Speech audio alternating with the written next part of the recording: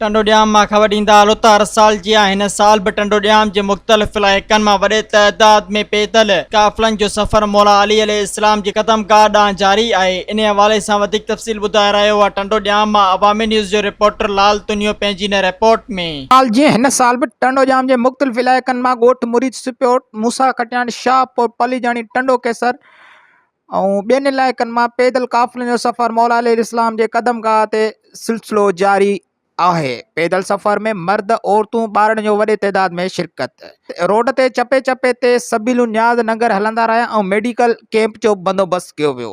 जीअं त चेलम जे हवाले सां इहो असांजो काफ़िलो मुरीद सिपियो खां अची रहियो आहे ऐं जीअं करबला में मौला हुसैन जो चेलम मल्हायो वेंदो आहे ऐं 2020 खां वठी असां बि पाकिस्तान में मौला हुसैन अलैहिस्सलाम जो चेलम मल्हाए रहिया आहियूं ऐं इनशाअल्लाह जेसिताणी असांजी सिसीअ में साह आहे असां हीअं ई पैदल सफ़र मौला हुसैन जो मल्हाईंदा रहंदासीं। असां पाण ॻोठ मुरीद सिपे मां आया आहियूं। हीउ काफ़िलो असां कढंदा रहंदा आहियूं।